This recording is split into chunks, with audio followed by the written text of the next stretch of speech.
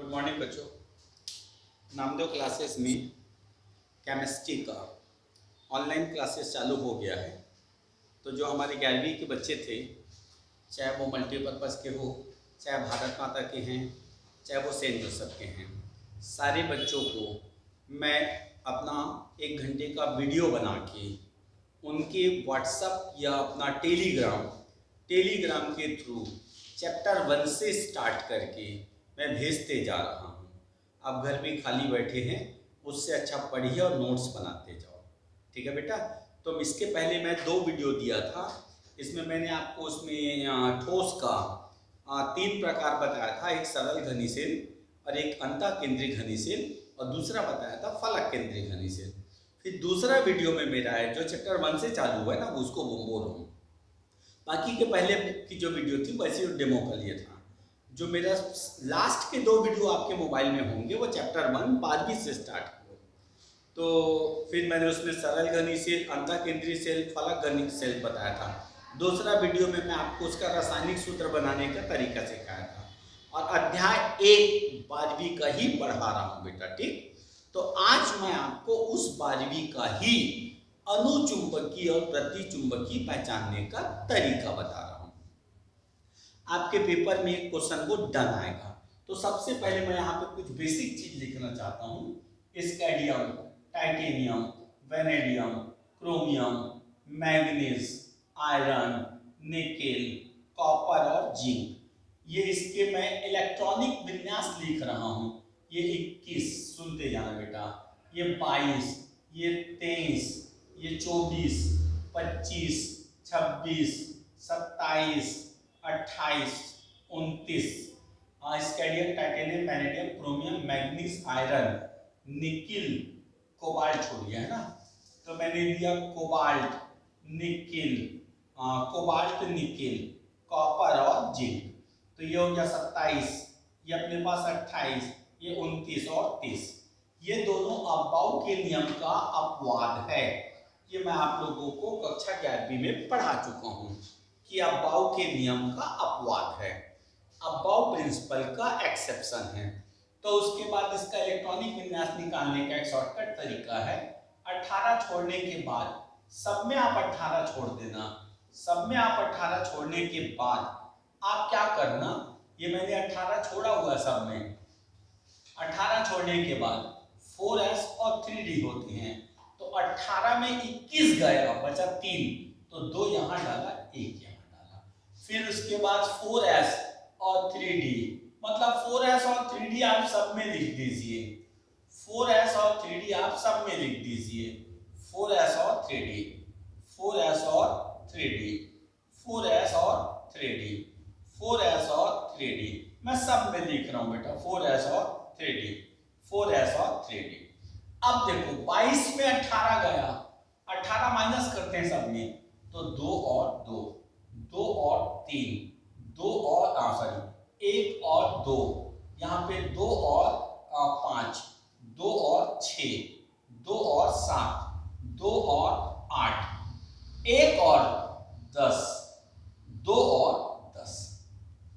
मतलब ये वाला जो लाइन है अब्बाउ के नियम का अपवाद है।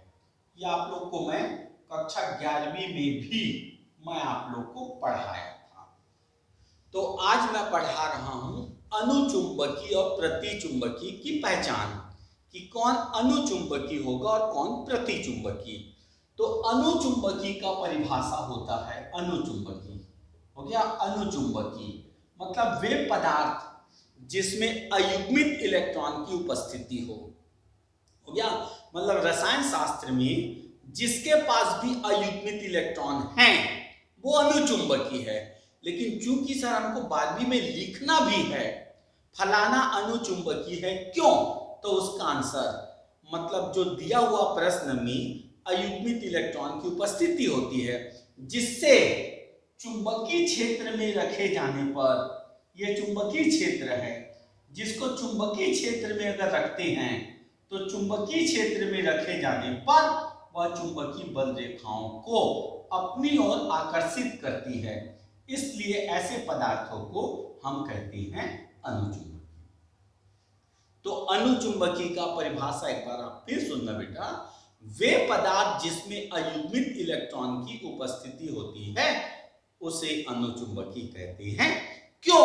क्योंकि ऐसे पदार्थों को चुंबकीय क्षेत्र में रखने पर चुंबकीय बल रेखाओं को, ये बल रेखा है, चुंबकीय बल रेखाओं को, ये पदार्थ है, ये मैंने बोला पदार्थ है, और यहां मैंने बोला चुंबकीय बल रेखा का आकर्षण, आकर्षण, ठीक है, ये आकर्षण आप ये दे दीजिए। अब प्रतिचुंबकी, प्रतिचुंबकी सुनना, प्रतिचुंबकी कैसे पहचानोगे प्रतिचुंबकी है? तो वे पदार्थ जिसमें चुंबक, जिसमें अयुग्मित इलेक्ट्रॉन की अनुपस्थिति होती है, जिसमें अयुग्मित इलेक्ट्रॉन की अनुपस्थिति होती है उसे प्रतिचुंबकी कहते हैं। और ऐसे पदार्थों को चुंबकीय क्षेत्र में रखे जाने पर, ऐसे पदार्थों को चुंबकीय क्षेत्र में रखे जाने पर वह चुंबकीय बल रेखाओं को अपने से प्रतिकर्षित करती है। तो ऐसे पदार्थों को हम बोलते हैं, ये पदार्थ है बेटा, लेकिन कौन सी पदार्थ है? प्रतिचुंबकीय पदार्थ। और ये कर क्या रहा है? चुंबकीय बल रेखाओं का, यहाँ पे मैंने बोला चुंबकीय बल रेखा का क्या कर रहा है? प्रतिकर्षण, प्रतिकर्षण, तभी तो नाम रखा है प्रतिचुंबकी।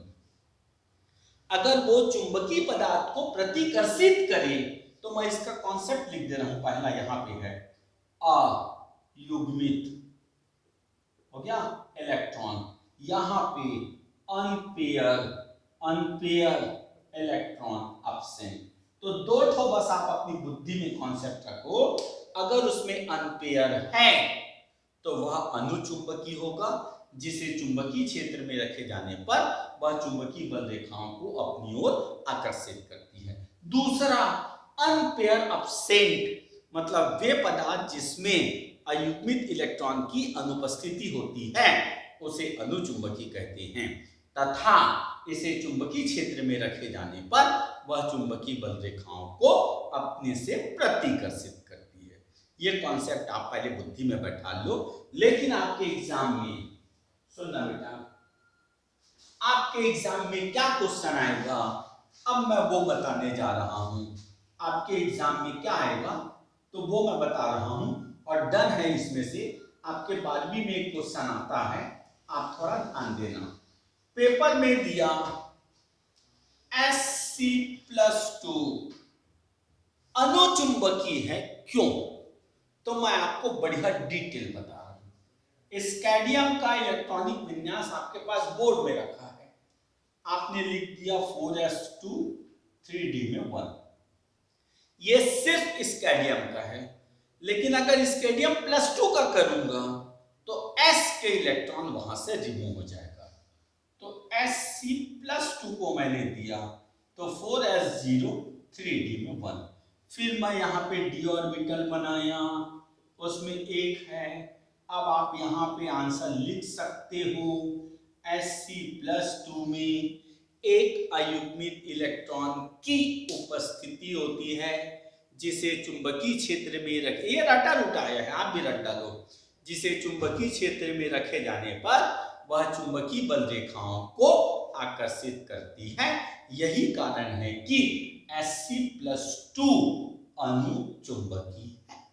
अब आपको पेपर में दे दे Sc+3 प्रतिचुंबकी है, क्यों? तो मैंने बेटा जब इसको +3 बनाऊंगा तो 2 मैंने यहां से गायब कर दिया और 1 मैंने यहां से गायब कर दिया, 1 भी नहीं रहा। तब आप स्पष्ट लिखो कि Sc+3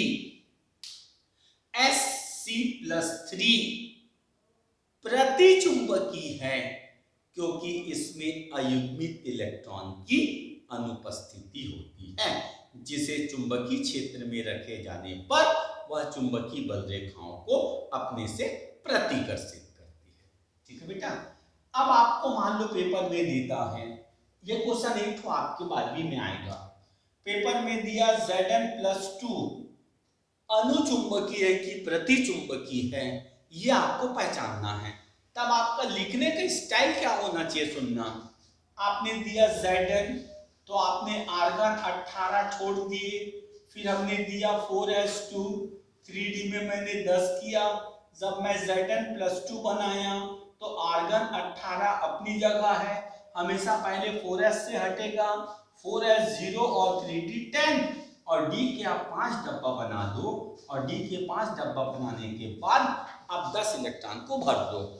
तो 1 2 3 4 5 6 7 8 9 10। इतना करने के बाद आंसर तो हमारा यहीं से चालू हो गया है। अब उसके बाद यहाँ पे थ्योरी लिखेंगे, एक तो मैं लिख के दिखा दे रहा हूँ। Zn+2 प्रति चुंबकीय है, प्रति चुंबकीय,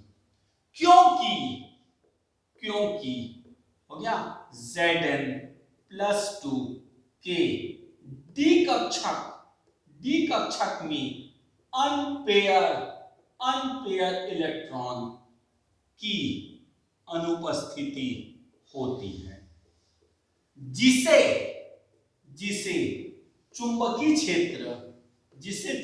क्षेत्र में रखे जाने पर वह चुंबकीय बल रेखा को प्रतिकर्षित करती है। फिर आप ये डायग्राम वहां बना दो, और आपको यदि 2 नंबर के क्वेश्चन आया है तो आपको बढ़िया पूरे 2 के 2 नंबर आपको पूरा मिलेगा। और आपके अध्याय 1 में ये अनुचुंबकीय, प्रतिचुंबकीय, लोह चुंबकीय, प्रतिलोह चुंबकीय, ये सब है धीरे धीरे।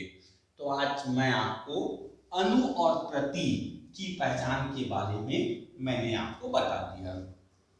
अब आपके 4 नंबर में कौन सा क्वेश्चन आएगा सुनना। Cu+2 प्रति चुंबकीय बोल रहा है, जबकि Cu+2 अणु है, वो आपको बोल रहा है सिद्ध करके बताइए। Cu+1 प्रति चुंबकीय है, जबकि Cu+2 अणु चुंबकीय है, क्यों? आप इसको सिद्ध करके बताइए। तो बेटा Cu बराबर अपने पास आर्गन 18 हमने ले लिया, 4s में कितने 1, 3d में 10, इसको भी ले लेते हैं। आर्गन 18, 4s में 2, 3d में 10। अब आपको यहां से कितने इलेक्ट्रॉन हटाना है? 1 इलेक्ट्रॉन मात्र। तो Cu हमने आर्गन 18 लिया, 4s में मैंने 0 कर दिया, 3d में 10। तो d का जब मैं 5 डब्बा बनाऊंगा तो 1 2 3 4 5 6 7 8 9 10। अब रटा रूट आया है, इसके नीचे लिखोगे Cu+1 के डी कक्षक में अयुग्मित इलेक्ट्रॉन की अनुपस्थिति होती है, जिसे चुंबकीय क्षेत्र में रखे जाने पर वह चुंबकीय बल रेखाओं को प्रतिकर्षित करती है। यही कारण है कि Cu+1 प्रति चुंबकीय। अब इसकी कहानी में आ जाओ। हमने आर्गन 18 छोड़ दिया बेटा, Cu का तो 4s1 और 3d 10 है, तो 2 ठो हटाना है। तो पहले s से हटाओ, फिर d से हटाना, फिर ये हो जाएगा 4s 0 और 3d में 9।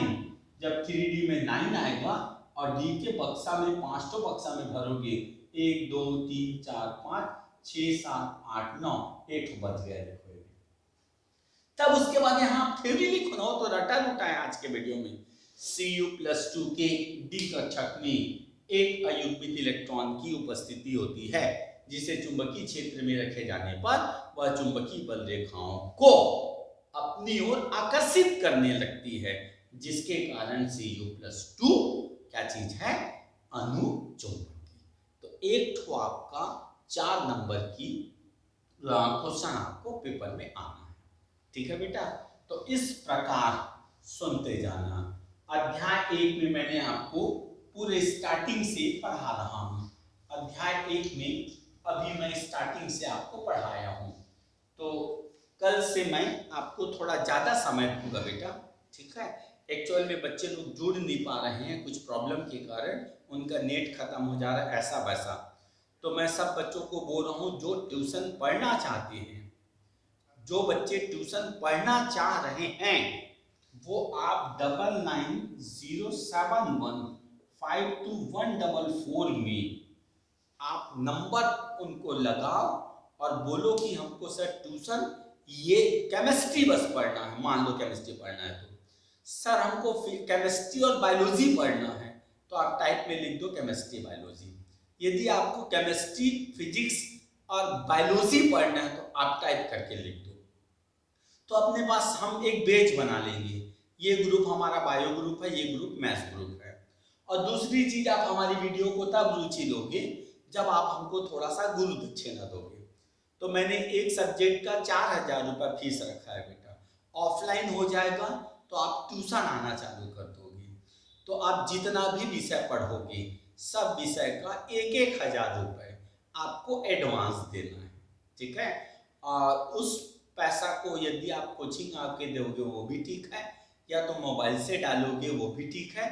उसकी डाटा आपको प्रकाश, इस नंबर में आप बोलोगे, लिखोगे सब बच्चे, आज सब बच्चों लिखोगे कि सर हमको केमिस्ट्री बस पढ़ना है, तो मैं आपकी केमिस्ट्री की लिस्ट बना दूंगा। सर हमको फिजिक्स केमिस्ट्री पढ़ना है तो उसकी लिस्ट बनाऊंगा।